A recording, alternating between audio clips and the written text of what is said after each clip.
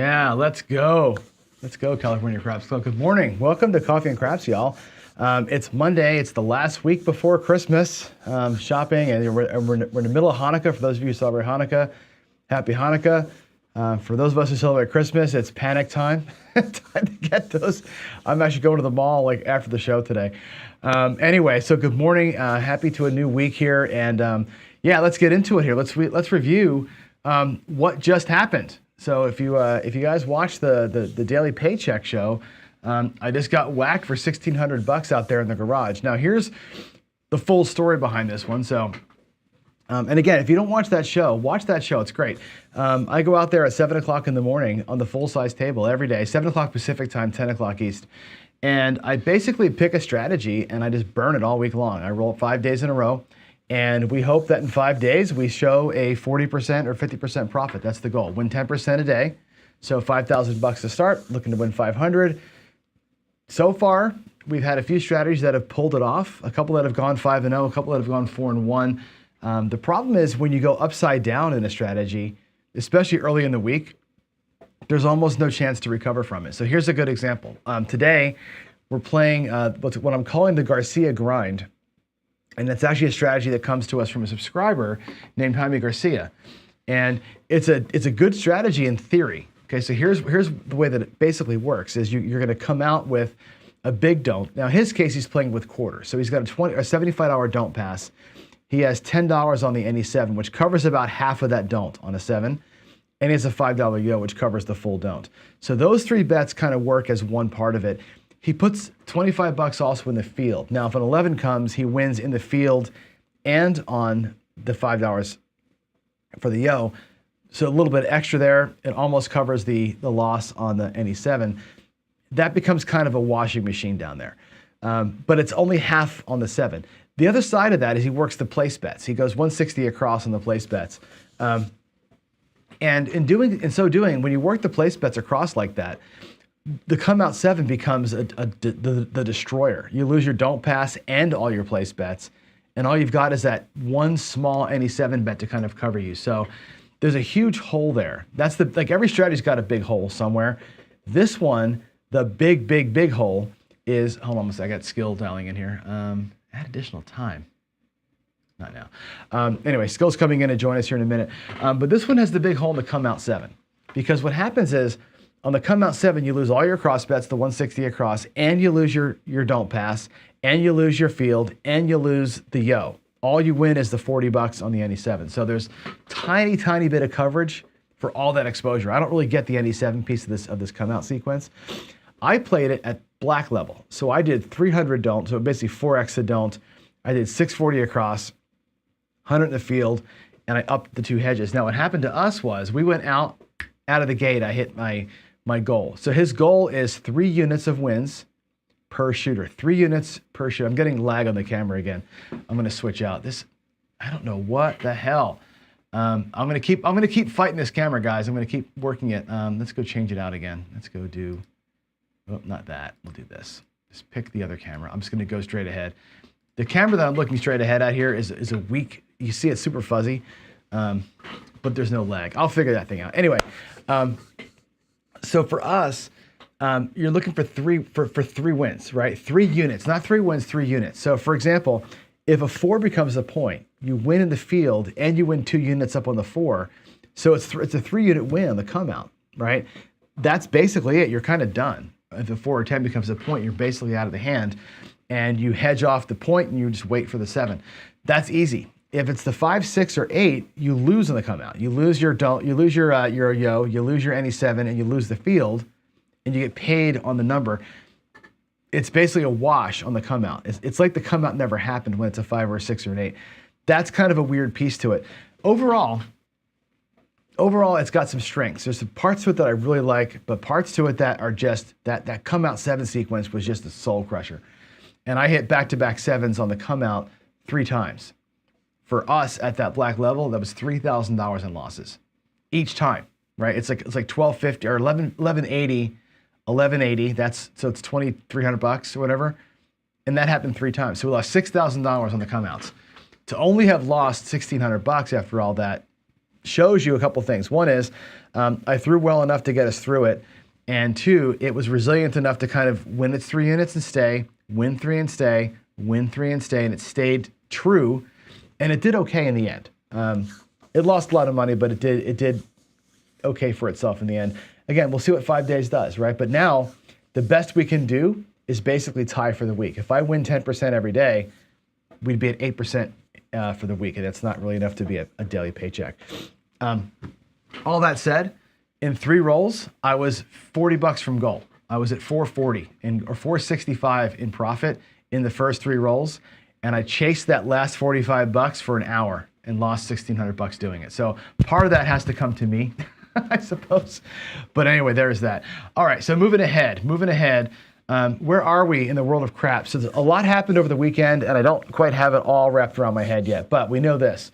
We have a three-peater. Jason, by the way, otherwise known as Brian, three-peated. So he's there again. We're going to try it again. Who's going to knock him off? I think Leon from Great Craps is our next competitor. Leon's up on the eve of Christmas Eve, December 23rd, this Friday. It'll be Leon versus Brian. So let's see if we can dethrone the king. It's our second three-peat guy. So let's see if we can do it. I think Chiro was the only other guy to ever go that far. So yeah, let's see if that can happen. And we're going to continue this week chasing the unicorn. I've got some thoughts here. I think, and if you watch my Fireside Crafts with Greg, you'll know that we all agree. I think everybody in the audience can agree. I can agree, Greg. There's no such thing as a unicorn. There's no way to do the things I want to do, right?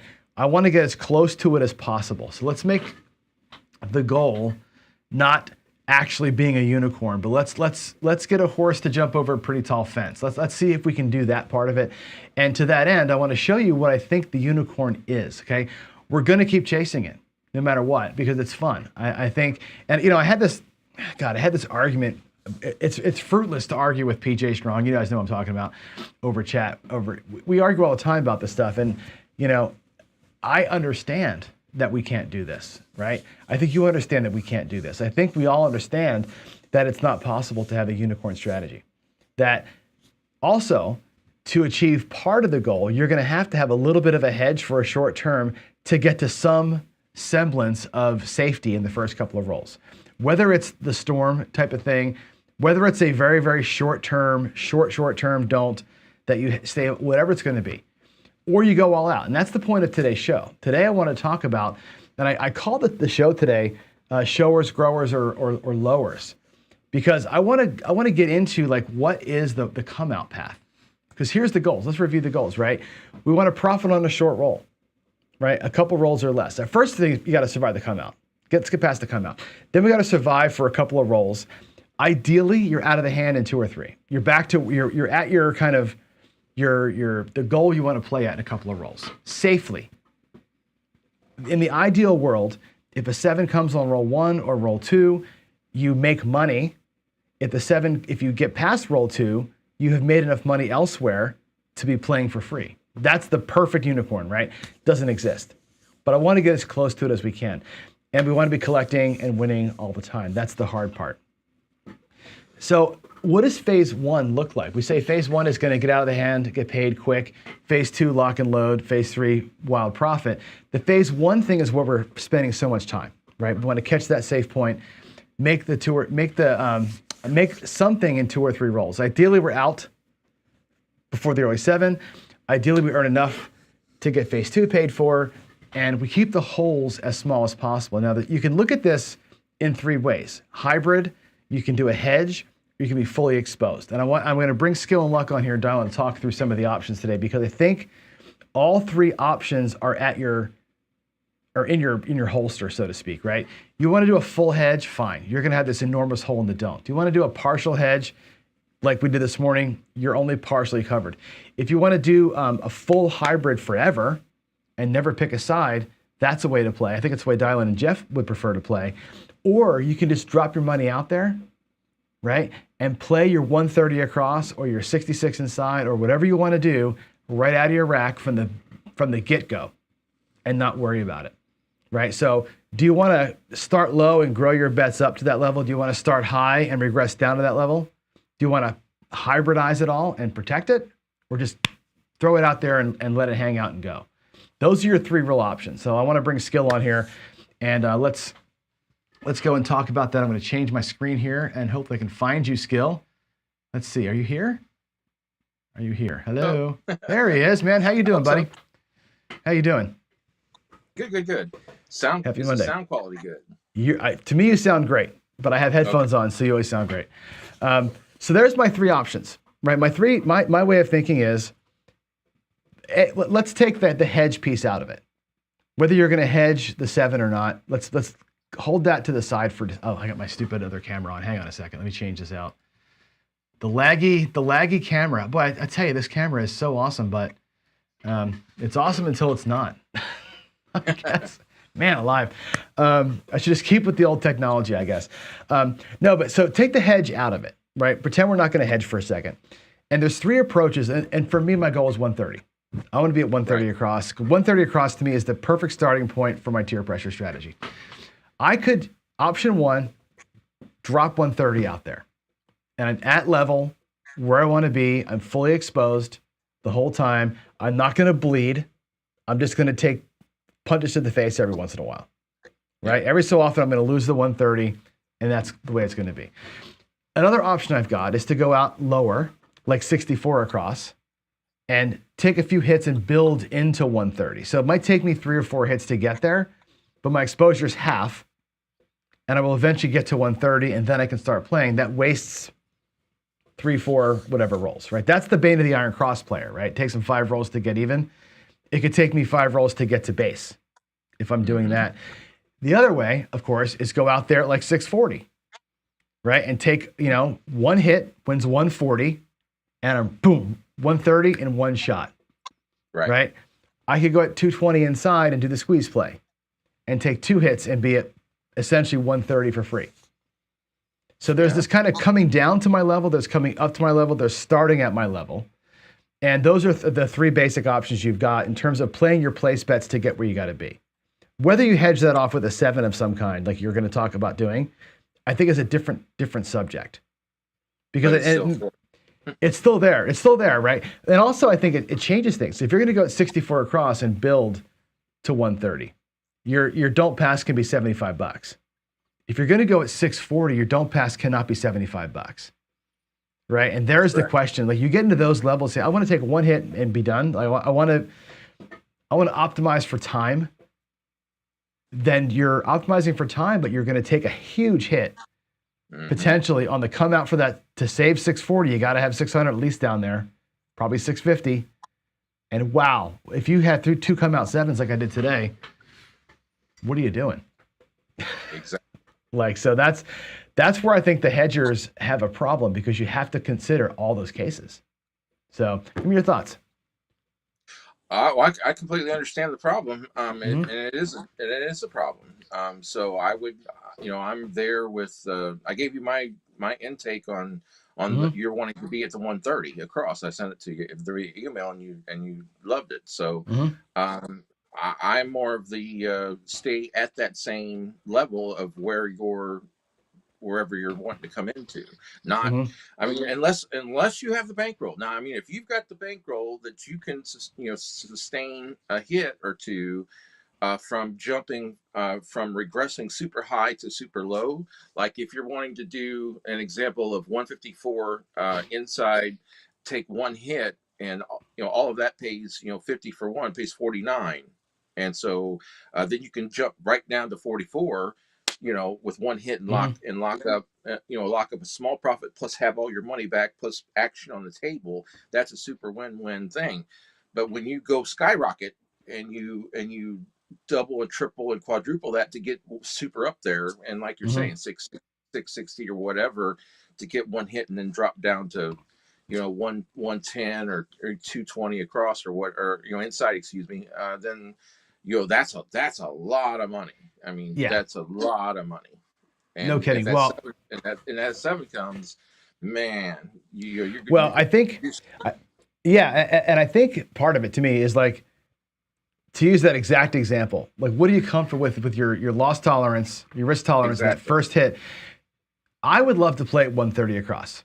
Like I can afford to go out there and just drop 130 out there and let's roll it, right? What I can't afford to do is go out there at 220 inside and take a hit at 220 inside 2 or 3 times. That'll wipe my $1,000. But 130 I'm okay with. So I have to make a decision. Do I want to squeeze play and regress in, which I really get 3 or 4 shots at it, versus taking my $1,000 and going to 130 7 or 8 times, right? At that level, at the $1,000 level, what I should be doing is if I can do 130, I can do 154, and my realistic play level should be 44 inside. Okay. Right? Like if you're 150, if 154 is not soul crushing to your bankroll, and you're going to regress down, you have to regress down smartly. And that's what you're saying. 154 pays 49. You got to be playing at $44 and make that work for you. 130 across is too high of a goal to stay at for more than one roll. And I think the reality of what your goal is going to be to play with has to come into that. Right? Does that make sense? Like, yeah, like I said before. Yeah. Acceptable loss. What is an acceptable loss, and what can you afford to lose in your bankroll? And you know, for that first session, and that all has to be calculated. You know, you have to know this ahead of time. You can't just go on a wing and a prayer and you know, la di da di da. You can't do that. Right. You're you know, the casinos will eat you alive. This is very true. Very true. So why don't we head back to my table real quick and give me a minute to turn my camera on and let's put a couple of sets of bets out there that would kind of demonstrate all 3 options.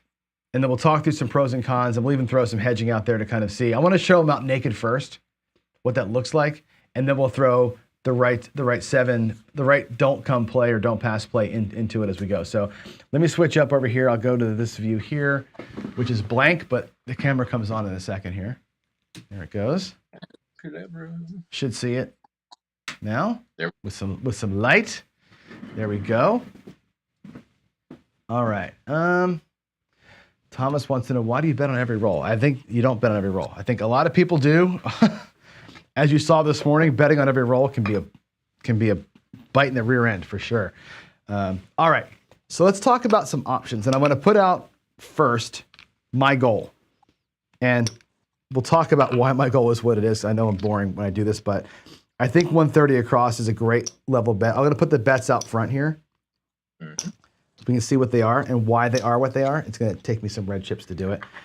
Here's 130 across. It's 15 on the 4 and 10. It's 20 on the 5 and 9, and it's 30 on the 6 and 8. Okay, so that's this is $130 the way this works out. And the reason why I do that is because my tier pressure kind of way of playing is a double tap every number. I'm looking for a double tap on one number or 4 box hits, and 130 becomes 250.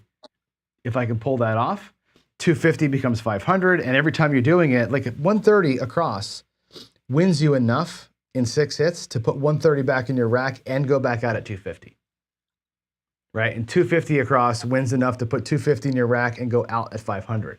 It's like an up and pull, but all the way across. That's the reason why this is my goal. But that's kind of a lot of money to just drop out of your rack. So if I wanted to play this way and I want to play it the naked way, like let's not hedge, let's not try anything crazy, this is going to need about $1,200 in bankroll to come out here and play to be legitimate. So that's A. If my risk tolerance is 130 for every shooter all the time, fine. But let's work our way into this thing and give me some options here. Let's talk about some of the options that we have to get to this goal. I'm going to move these bets a little bit farther forward so that they're in view, but they aren't actually hot bets yet. Walk me through it. Okay, well, my version, I mean, I can go over my version because... do it. Yep, do it. So what I would do to protect the 130 across, I would do with 135 on the don't pass. Okay. Because it's an increments of 15/30, and it's good. How much? 135, you say? Yeah, it's either 135 or 150. So you have to make a decision on how powerful you want the 7 to become when the 7 comes. So that's the whole key. I mean, you have to think. You're working backwards. You're working backwards. Yeah, I'm right here. Yeah, I agree. Work back. I'm there, by the way. My typical philosophy is if I'm going to hedge, the hedge should make some money. So I would go 150. I'd go 150. Now, technically speaking, if you set a point of like 9, you wouldn't have the 9 covered. So really, in my case, it's not going to hurt either way. It's an option to go. You can leave it there, or you can take it away and redistribute it to the other box numbers, so it doesn't matter either way you go. So you still have technically the 130 out there on the right side versus the dark side. Yep. So I've got the 135.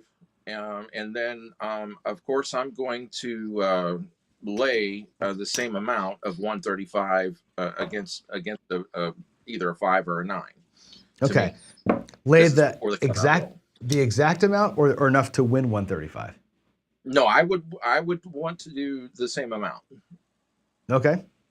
And the reason being is that if you get a different point, or even if you hit that 9, the worst case scenario, if we don't get to 7 and we get to 9, then that 135 dies, but you're still got action on that 9, and you're still getting paid something.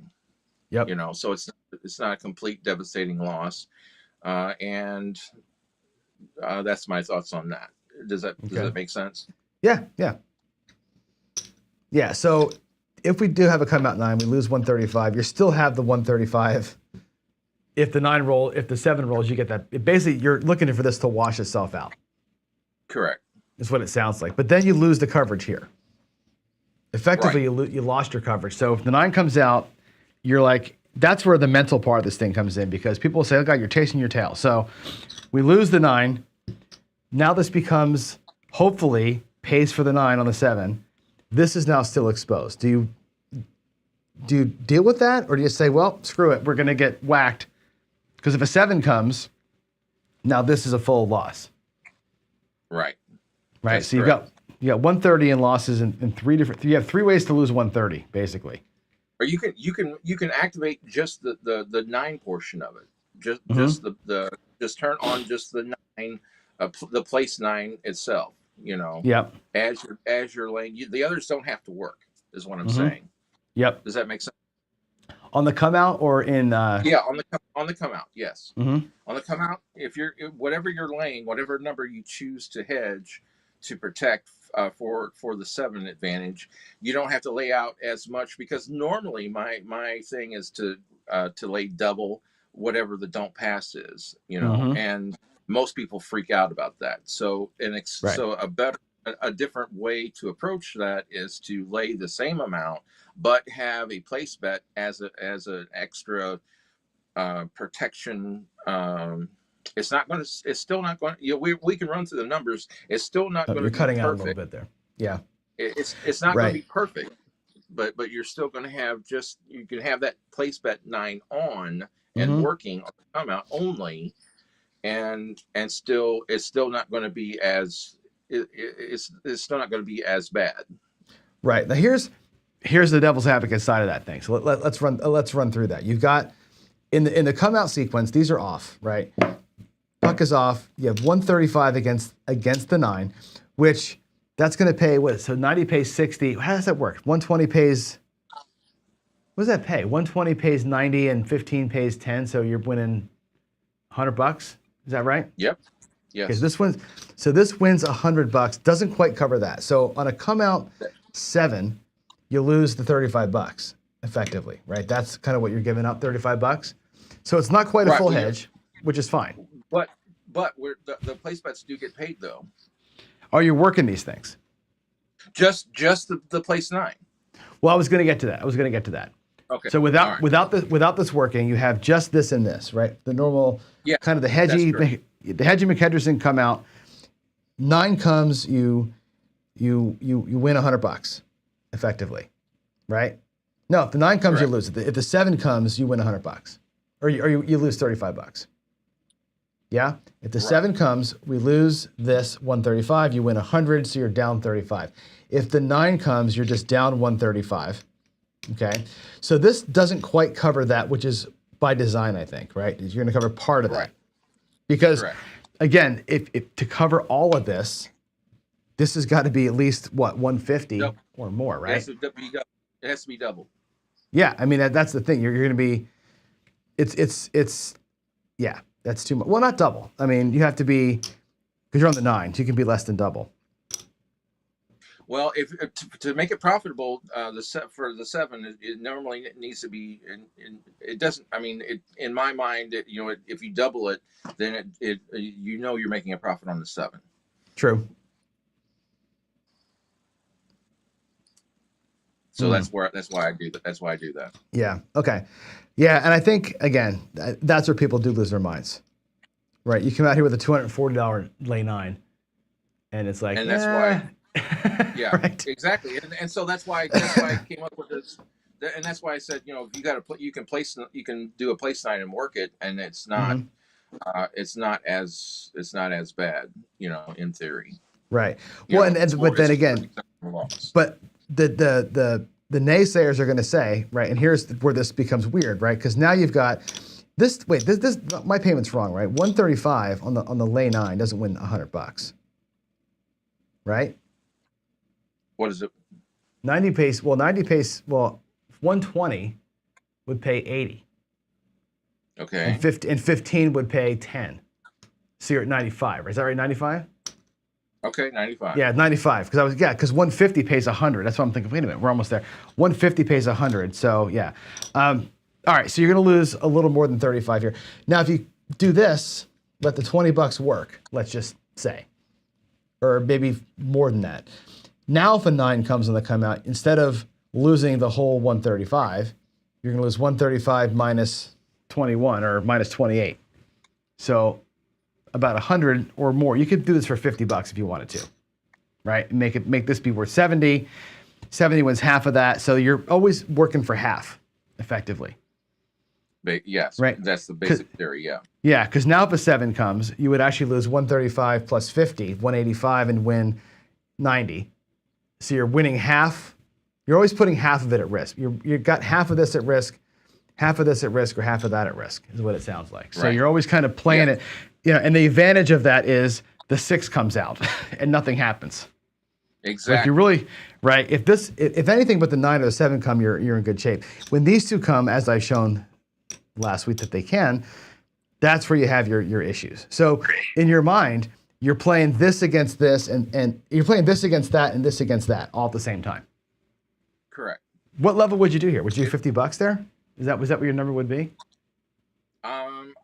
I would just leave it to. I mean, if you're wanting to risk the one, if you've got your mindset on 130 and you already have, if you've got your other place bets up and off, then that $20 there is fine with me on the place. Mm-hmm. But you can but if you don't have your place bets up there and and you can just throw out whatever you want.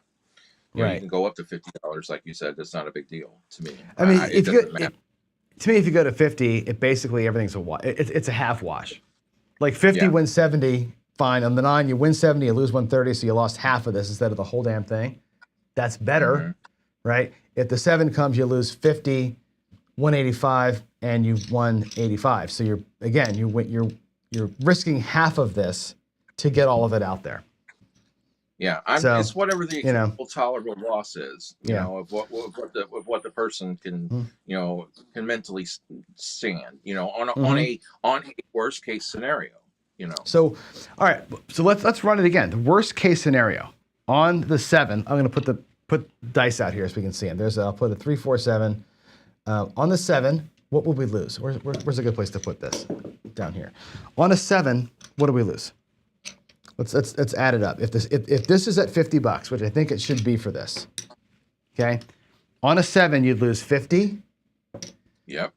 So you'd lose 185. 185. Yep. You would win 85. So a 7 would cost you $100 to the negative, right? That's that worst case. The 9 comes. Okay, the 9 comes. You win 70. You lose 135. So the 9 comes and it costs you $65. Right? Yeah. My math good there? Sounds good. So in a 9, you lose $65. Anything else, and you're okay. However, what else could happen to us? The 7 or the 9 could come. Now, once you're out and you're here, what's our potential risk now? What's the worst case scenario here? The 9 repeats. What you'd probably do is go back to this, right? Put your $50 or your $20 back on the 9. Mm-hmm. This would come away. Correct. You'd still have 135 out there. So if the 9 comes anytime during the roll, depending on what you have on this number here, you're going to be out another. So the second 9 loses you that. So if you have a repeater on the 9, that's like that's your nightmare. Yep. Right. Actually, any repeater, we can just say anything repeat. If the point comes, you lose that. I'll just stack the dice there. So you have 3 big danger points. This is only active really for a couple of rolls. Right. It's active until you get this paid for. Yes, sir. Okay. What is your other option? You had a couple of different ways to play this out. Well, you said you had different unicorns. So, well, like I said, I think one of them would be to not start at 130. Right. One of them would be, to me, starting at lower and building to the unicorn, or starting at 220 and kind of edging down to it. This is I'm coming out firing out of the gate. Like, I'm just going to put my money out there. I think a lot of times, and like, honestly, one of my gripes about the skill 66 is this, which is it takes you 2 hits to get where you want to be, and you kind of blow some rolls getting there, which can be painful at some point.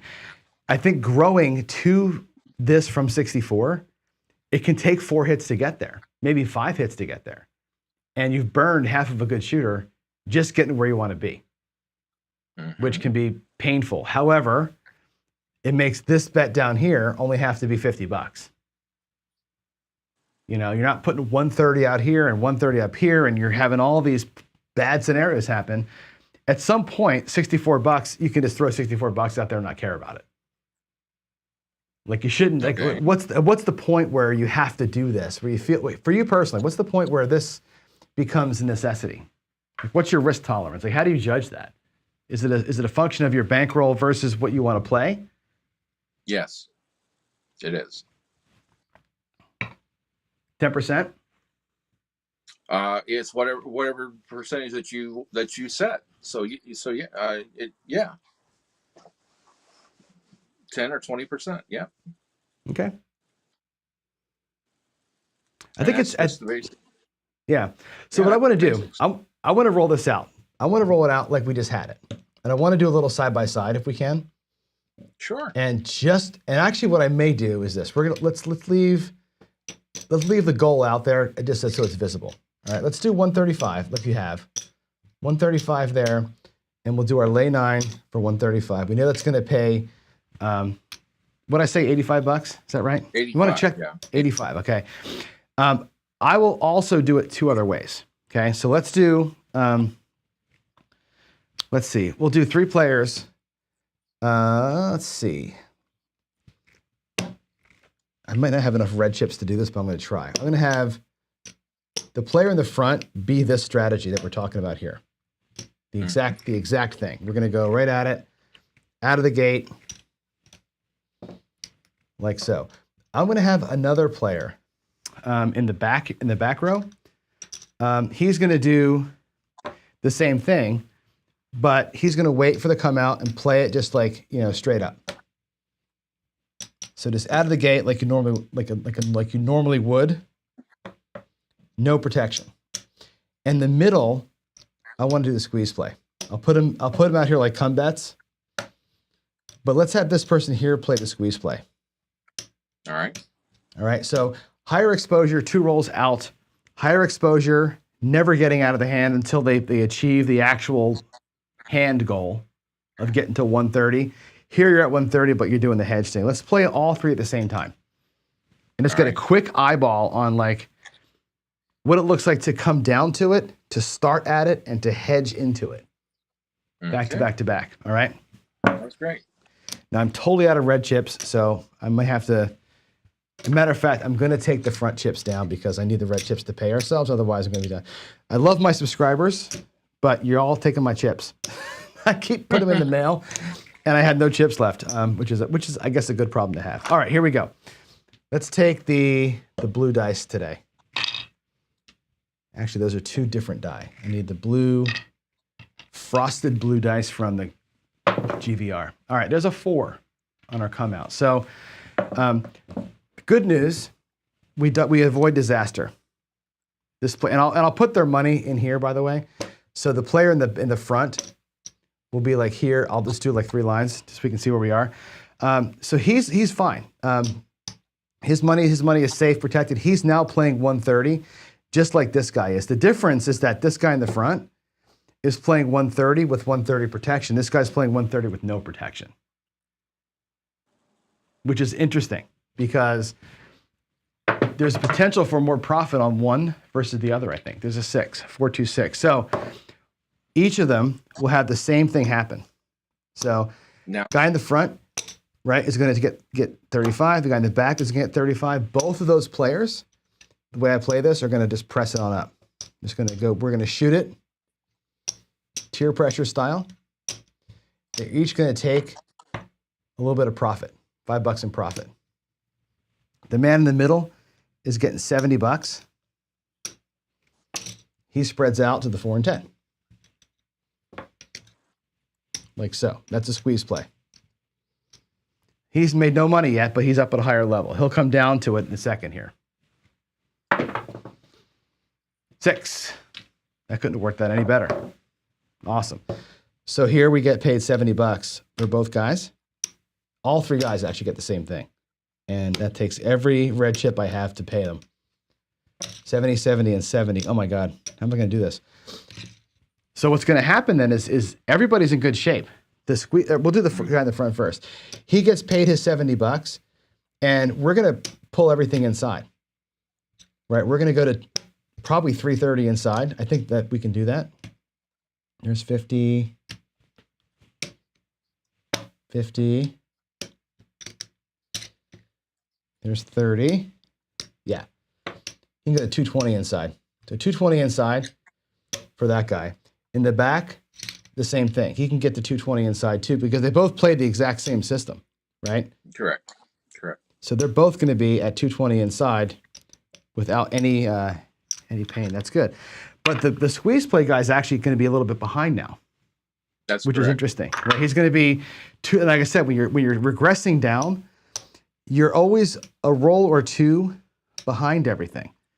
So this guy here is going to get also $5 and change. A squeeze play, dude, takes his $70, and now he can go to 130. So he's going to really be kind of behind the room a little bit, but all his money's back. He's out of the hand completely, which is kind of cool. So let's get him set up. We'll do a quick rack check and see where guys are. There's 20. There's 40. There's that. We'll get the 6 and 8 set up. I'm going to get some change here. 15 on the 4. So the squeeze play guy, look where he is. He's got $225, right? He started with 220. He's out of the hand with $5 in profit, right? He's out of the hand. Nobody else is out of the hand yet, if you think about that. These 2 guys are still playing. They still need the 2 more the inside hits to be clean and free, right? He needs to get to that level, but he's free and clear. The guy in front on a 7 wins nothing. The guy in the back on a 7 loses it all. Well, I thought that mine was on the don't pass, not on the pass. You are. Yeah, this guy here's got the don't. Oh, okay. Right. You got it on the pass line. Oh, I'm sorry. Yeah, sorry. Whoops. Yeah, my bad. You should be on there. Sorry. He's out here still. He's got this much. He brought back some money, right? The lay 9 came back. There's the 135 from the lay 9. Actually, we should do this. We should put his outlay here. This guy here, let's give him 220. He's got a nickel in profit in his rack, but this is actually profit. This is actually profit too. You think about it, right? He's got his lay 9 back. He has not yet brought back enough money to cover his don't pass.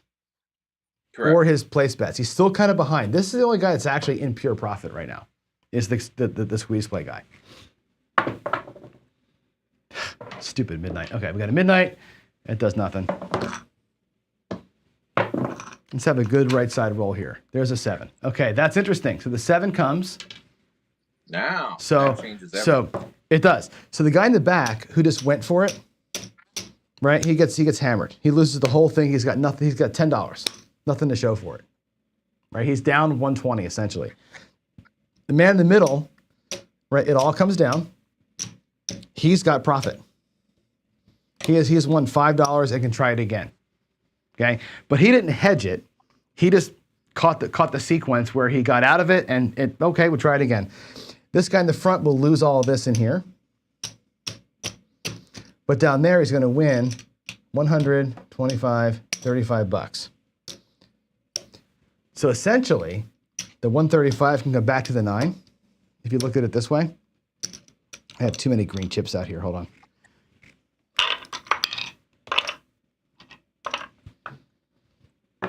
$125 goes back to his lay 9. He has this money here from before. That's 135. Technically, it's 130. That can go right back across. He can make his across bets again. And he's got 20 bucks in profit after all that. So he did okay.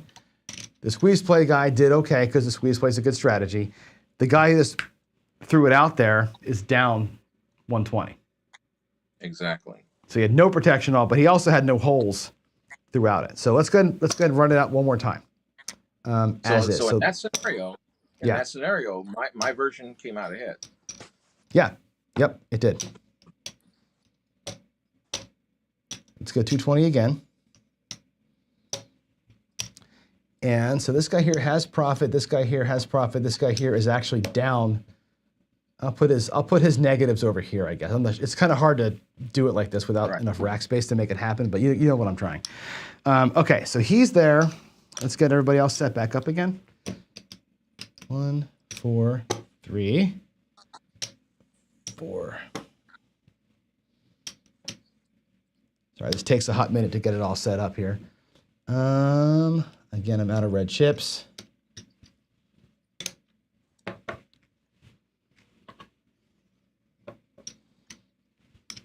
Oh, no, I'm not. I got a whole stack over here. All right, they're back. The 9 needs to have $4. Okay, so now we're all set. So you're on the lane 9 back here. So your bets are actually front and back the way this works out. Okay? Right. The puck is off. Let's run it again. Again, this guy here is experiencing. I'll put the losses. The losses make more sense over here. Okay, here we go. Can you see that, by the way? Yeah. Is that in? Yes. It's in camera. Okay. Here we go. Yeah, you're fine. Coming out. 3 yo. That's the one thing we don't have protected anywhere. So 130 to the loss pile. We'll have to go back out again. And again, I think that's okay. And technically speaking, you had your 20 in profit. If I take the quarter from your losses, now you're just down 115.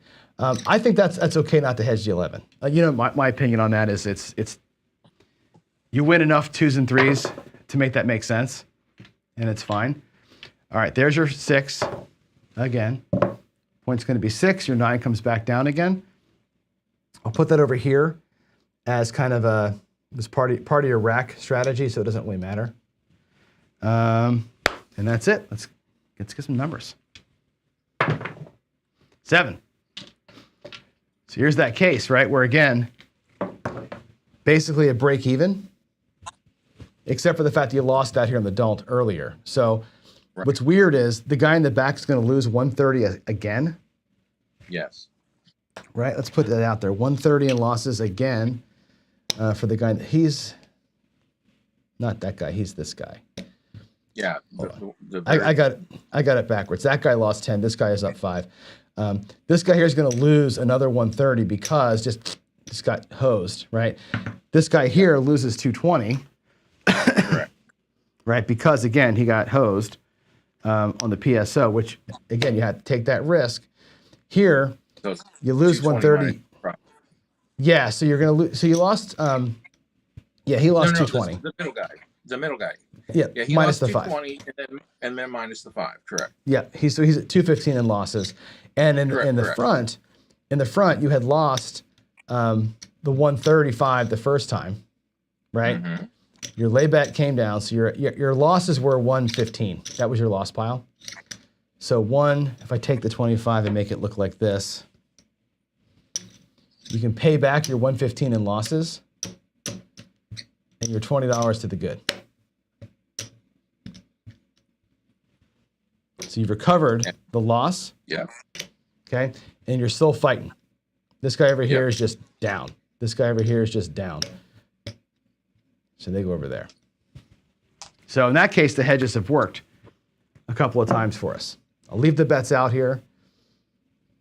Let's see, make sure he's in 20. He's $20 in profit. There's your 135 back to the don't, right? You're all set. 125 back there. 135 back up here. That's it, right? These two guys are down a little bit. You're up a little tiny bit. Let's go. 3. So now you got, see, I told you get back on that, right? Yep, that's 135. correct. That always works out to me. To me, that's like, don't hedge the 11, folks. 5, 4, 1. Okay. Hedge comes back, so you're safe with your hedge. Let's mark it up. And when you're doing this, do you leave this up? Your place, you don't care, right? At that point, For $20, I leave it right there. Leave it. Yeah. There. There's no. Okay. There's an 8. All right. So what'll happen here is on the 8, these two guys both are going to go to $60. They're both going to get $5 and change. Guy in the middle is going to go to the 4 and 10.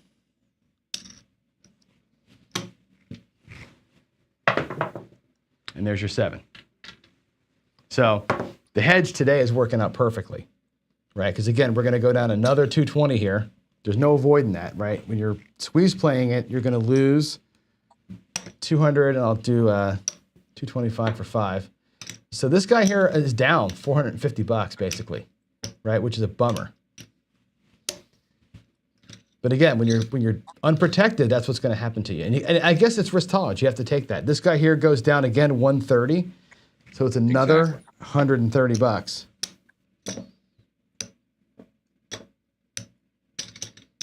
Right? He's down whatever that is. He's down to 275 essentially. Yeah. You see that at the table all day long. Oh yeah, the 0.7, 0.1, constantly, right? So here you're at 135 minus 130. $5, which is fine, right? That ends up being a wash for $5. And it's funny because you can see both sides of this thing, right? I can 100% ride the fence here and say, well, this lay bet sucks. It's half. You're kind of putting money against all over the place, and whatever. At the end of the day, though, twice in a row you survive with $5, and you get to live to fight on. Had we had a 9 as a point and hit the 9 again like we did last week, you're going down $200 at a shot like everybody else is. Only in those bad situations. So there's a hole there to be had or to be fallen into. It's not as deep and as frequent as these holes. These holes happen more often. It seems like you trip into this mess here all the time. Now, like, again, I can make the argument that just if you're willing to risk 220, then risk 220 and just get on with it. Get on and get out, right? And just do it. If you're worried about losing the 220 or the 130, you should do this. Or bet lower. If I'm worried about losing 130, I should be out there at 64. Right? Or I can play a $66 squeeze play and go from 66 and grab the 4 and 10 for $10 each and half the whole thing. Right? That's kind of and that's, again, if that's what you're willing to lose per shooter, you have to think through that. And I think it's good to see these things kind of rolling out in real time. Let's do one more. I think I have time to do one more. There's some losses for here. You can come back out on your lay. You're still showing profit. You got 200. You have 150, 170 in profit you've got. I'm gonna get you a green chip for that. Once you're back out, that's what your profit level is, 170. Mm-hmm. Okay, here we go. Let's do it one more time. Oh, I got to get these guys 8s back to normal size. And take him off the 4 and 10.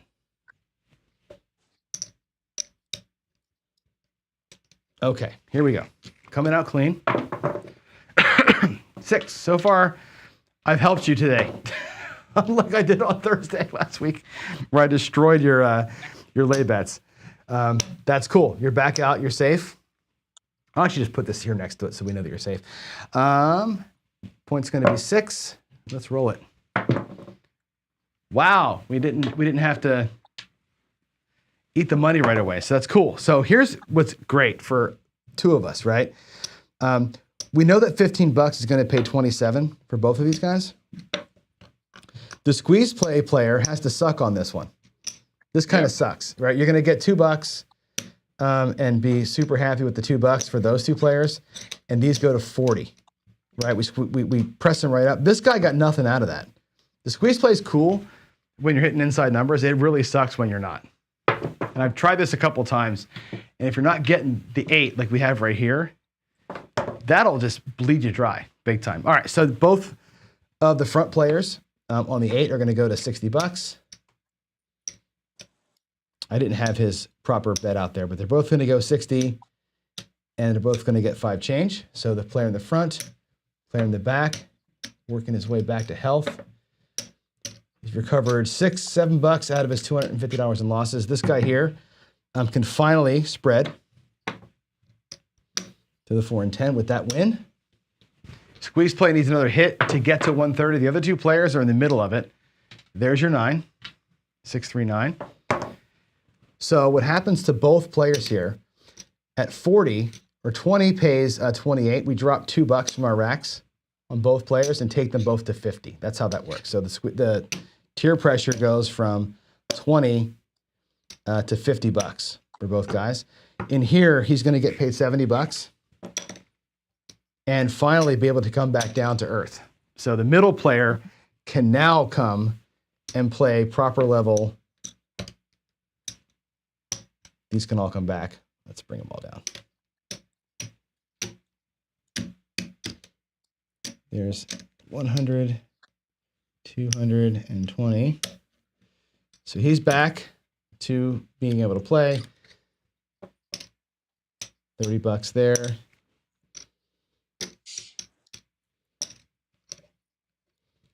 And there. And $10 in change. So he's kind of back. Kind of back? Not really kind of back. He's a little bit back. He can take $10 off his losses at some point. He's still down $430. Yeah, he's down considerably. Right. And this is a good example of what I mean by regressions having a problem. Regressions are great, but look at this. So the tier pressure, the way that I play it, right? It's any number gets hit twice, you're out of it, or 4 box hits, right? We've had the 8 get hit and the 9 get hit. So these 2 players are 2 hits into that build strategy. This player just gets started. He's 2 full rolls behind, which is nice. He's playing for free. He's the only guy who's actually got free money out here, but he's behind the roll by a couple. It doesn't seem like a lot, right? Until they start hitting the big numbers and you're still kind of dragging ass a little bit. So that was a 12, by the way. Here's a 10, which is for these guys here, they're done, right? So for their case, they've hit it. They've double tapped a number. That's going to pay $80 for each of them. There's 75. There's 75 for the guy in the back. I'll put it back in here. I'm going to take $10 off of. I'll take. I'm going to do this. 80. I got to find a quarter somewhere. Do I have a quarter anywhere in here? I really don't. Let's just call it 75. I'll fix it in a minute because I'm out of red chips. It's unfortunate. But let's get them set back up. So this is fantastic. I love how the rhythm of these things change in time. So I'm going to turn this guy back here into 220 inside. Okay. We're going to take that. We go to 220. We're basically going to do a skill 66 kind of in real time here. You can't quite go to 330, but he can go to 220. and take back 25, 50. He's taking back $70, which is good, right? In the front, the same thing. He can take back $70, so it's going to be the same deal. Mm-hmm. Okay, take back 70, and also go to 220 inside. And that top player still, I don't know how much is his loss compared to his profit. He has no profit yet. He's still in full loss, right? He's got 430 in loss. He brought back $70 just now, right? There. Let me actually take these for change here. He just brought back $70, actually 75. But he still has the 400 and change, or the $200 and change in losses, right? He's just, and again, we're not even there yet, right? And this guy here is not even there yet. They're still both playing. If the 7 comes now, loss, wash. This guy here would have, the $70 I just brought back is what he has. This player in here, what roll? Was it a 9? It was a 10 that rolled, right? It was a 10, yeah. So this guy here goes to $40 and takes back a little bit of money. So he's just now on his first press of tier pressure. These guys are already rocking the inside of it. Like, that being behind 2 rolls is a big deal in these strategies. That's why I like regressions, because they're kind of safe, but at the same time, they can cost you so much time and so many rolls. So here, the inside guys get nothing out of that, unfortunately. So we're going to get $2 in change and make our 4 look like $40. Now the 4 and 10 for him are both pressed up. He can join them in a minute here. Maybe. 6. Sweet. All right, this is going to be an old-fashioned disaster, so bear with me. Guy in the middle is going to get paid $35. He's going to go to 60 with $5 and change. That's where he is, okay? He's one more hit and he's out. For the 2 other guys, they're going to get paid $70. And what they would do here is a 66 inside press. It's basically a skill 66 from whatever level you get to. I'm out of red chips, so I have to go to the garage and bring some extra ones in. But we can simulate this. We know where we're going to be, so just trust me on that. I'm going to put 3 chips in front and 3 chips behind. We know that these bets will all be up by 3 units. I'll make the adjustment here on the payment if it hits. Okay. Hang on. A question. Yeah. Where did the puck go? I don't know. What's the 0.6, right? Right there. Can you see it? Okay. I know it's kind of off screen, but the point's a 6. Okay. Oh, did I just roll a 6? I think the point was 6, right? I don't know. I don't recall. Talking. I think the point was 6. I just hit it. Actually, I think that's what happened. I don't know. I think that's what happened. I think it was 6, and I rolled it. The puck should be off. You're good. It's a good question there. So, question for you, and this is the most important question of the whole day. Everybody listen to the answer to this question. Right now, what you've got here in the front is you were out at 130. We took our 3 hits. We pulled into 220. We got it. We need one more hit, quote unquote, to get out of this thing. Right? One more hit to get out of it. Are you continuing the 9 and the don't pass? Because now the puck's off. It's a fine time to take this away. But if you do that, you're fully exposed for the 130. I can't hear him. Oh, you can't hear me? Hello? Yeah. Can you hear me now? Hello? Hello? Yeah, I can hear you just fine. And I can see that I'm... I can't hear you. Ah, shit. I can see that one of your headphones went out. Damn it. Damn.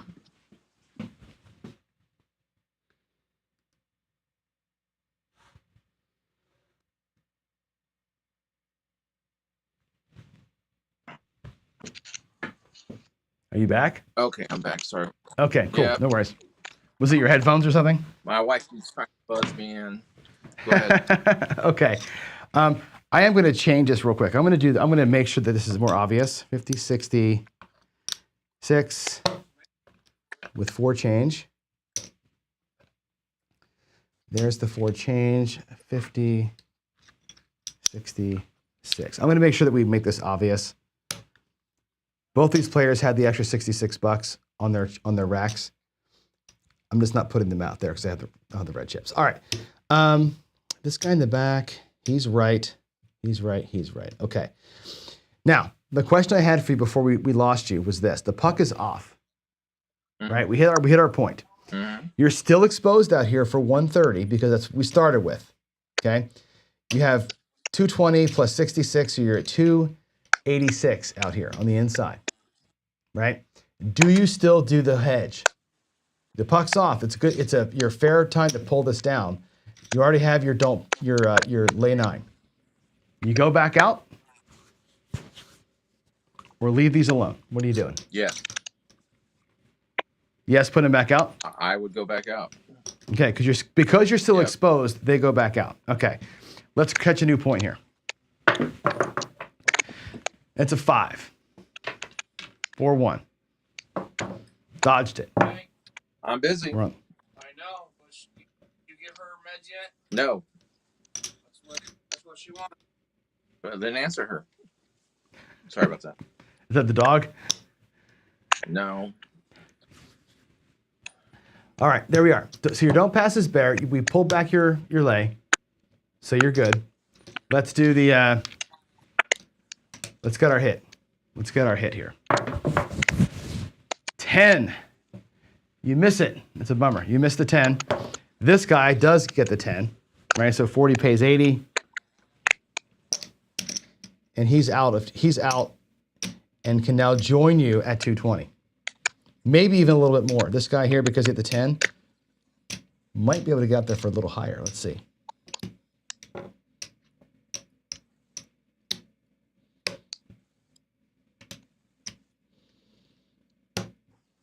Can't quite get 330. Darn it. Close, but not quite. But he can bring back $70. The guy in the middle can bring back $70 in profit. He's at 220. Oh, I'm sorry, $50. He's at 220, just like y'all are. You all pressed up. He's now 1 roll behind you because he hit a 10. This 10 here should have been taken down a while back. That goes to the front player. Sorry about that. All right, here we go. Inside number for everybody, 7. It all goes away. So Skill, you made the right call. This guy in the back goes down by another 130 because he just didn't quite get it, right? So he's going to lose 130. He did have some profit, though, in the middle of all that play. So if I take this and make it a black, the guy in the back is going to lose another 130. We'll give him a rack count here in a minute, okay? There's his next loss. Man in the middle, out 220.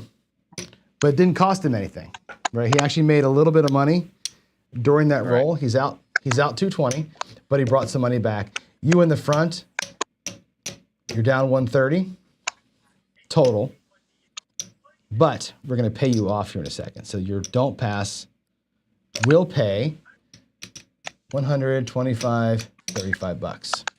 So your net is, again, a little tiny $5 profit coming back from all that.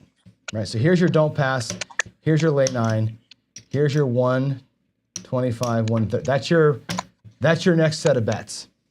So you're covered, and you got this much profit. How much profit do you have? There's 100, 200, it looks like, 225, 250, 264. Because we did pull back a couple of bucks in the middle there, right? Right. And even if I lost, because you rolled that 6, I don't know if you actually took down an extra 135 for that. So if you did that, if What's you that? didn't do that, if turn that down, Joshua. If you on that 0.6 of one the other earlier of the 0.6 that you hit. Yep. I don't know if you took down that my don't pass on that for the next round. Oh, you're right. You're right. I didn't take it. So, I didn't take it down. You're right. So I didn't take it down. So I do. You owe me 135 out of here. You're right. You're right about that. So 135. Yep. Exactly. So $15. So there's your profit. Your profit is 119. There you go. Once I make that right, that's actually pretty stout, right? Over here, this guy get hammered. The guy who played 130 every single time got destroyed. There's $9. So basically 75. But he lost 375, 400 bucks. Lost 400 total, 179. So his losses end up being $329 to the negative. Right? That's substantial. That sucks. The guy in the middle who was doing the squeeze play got toasted. Big time. Right? I got him at $650 in losses because it makes sense. We lost it 3 times. Although he did recover one of those completely, which is good. So he's got 220, 250.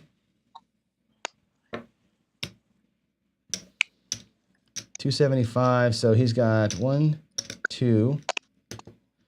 There's $200. There's 50 and 50. So his net down is 1, 2, 3, 400, and basically 440. So essentially he loses 2 of those shots going out there. And again, the quick sevens, the squeeze play's got to work. You got to get 2 hits to make anything happen. The 130 naked, you got to have 4 to 6 hits to make anything happen. The other play, you're relatively safe while you're waiting for things to happen. And I can see the argument against doing this of you're bleeding, whatever. There's a couple of big holes in there. However, we did today work it out to where this player had the better of the 2. The other day, this player got the worst of it, right? So if you have a shooter who's picking you off, you're going to get burned, I guess, either way. But yeah, getting some safety in there today seems to work out. And again, I don't know that there's a unicorn in here yet because you're still, you still have the 2 gaping holes, and it comes down again to, comes down to luck, right? It comes down to some skill and some luck. Ta-da! I see I rolled your name in there. Yes, sir. Yeah, it's the you have to analyze. What are the probabilities? What are and that's how I design my strategies. Is like you've got to think of, well, how many ways, how many of the combinations, and what the probability is of those hitting, and you got to plant your flag in the ground and stand there, and nothing's perfect, but I'm trying to put the odds in my favor as best I can for myself and or the player, and so by laying that 9. I'm switching it like Jacob says, from converting it from the 7, taking that 7 power away from there, and then converting it and beating up and picking on the little brother. So I would rather fight the little brother of the 5 or 9 than the biggest bully on the block, which is the 7. So I don't want to pick a fight with the 7. I want to pick a fight with the 5 or 9 that has lesser chances, and I have a greater chance of winning. And that's the mentality, and are there holes? Yeah, nothing's perfect, but right. I pick my battles, and I try to put the probability of winning in my favor. So I want the odds in my favor as best I can. Well, I think ultimately, and I think we talked about this in the beginning, the player who's going out at 130 and the one at 220 have 0 risk on the come out. Where you are facing a risk, right? You are incurring a potential ass kicking on the 9, which they're safe for that roll. Where you're picking a fight where you maybe don't have to. After the come out, if they're working, they're fighting that 7. Yeah. Well, but in this case, they weren't working, so we're not working the 7. Okay. So if you're not working, they're not fighting. They're kind of watching the fight. You're fighting. Maybe when you don't have to, and then you're going to fight again, but you're fighting it like once the point's established, and it's not the 9. Again, the other day I buckshotted you, right? Hit the 9 on the come out, and then I hit the 9 right again. It's like, oh God, we just destroyed it. That's going to happen, and when that's happening, you've got an extra set of chances to lose. Like you're increasing your exposure, not decreasing your exposure in that scenario. But you're dodging that hopefully enough times to make the other parts of it work when it does. The other 2 guys today got hammered because of short rolls and just didn't quite get the whole thing to work out, right? And again, somebody said in chat, a lot of moving parts. I know there's a lot of moving parts to this thing, but there's 3 strategies going at once. I'm trying to move chips around and make it all kind of make sense. It's hard to demonstrate 3 strategies at the same time and bankroll management. So that's a difficult thing to show. It's all about the rhythm, right? Today, nobody hit the thing, right? Nobody got the actual across to inside sequence to work today, which would have been nice to see, because if you can see that, then it changes, because then the don't pass becomes your enemy. It costs you $135 out of your win stack versus the other guys are winning clean. And there's a difference in that stage too. We didn't get that far today to see that, but it's kind of funny how that don't pass sort of, it sucks them to come out. It's great for a few rolls, and then it becomes kind of a drain later on, unless you hit the spigot on it. So I think these are fun to roll out and see play out. So anyway, it's 20 past 9. My boss is like, where the hell's John? I probably should get going. Let me check real quick the chats for any questions that came up. I don't see any questions, it looks like. How about a PC? Any PCs in here? Oh, Buckeye wants me to check out Jungle Fever. I'll go back and reread that, and maybe we can talk about that tomorrow for sure. And Texas Dicer calls me out the DP went down, which I forgot. So I totally forgot about that. We did fix it. We did fix it later on. So yeah. All right, man. Thanks for joining me again today. I do have to cut it and get to work. So yeah. Happy Monday, everybody in the chat, and good discussions out there. I know. I'll see you again to run the Garcia grind out there in the garage again in the morning, and hopefully Jaime can recover tomorrow. So that's it, man. Happy Monday. I'll see y'all tomorrow. Have a good one. God bless y'all. Good night. Yep. Good day.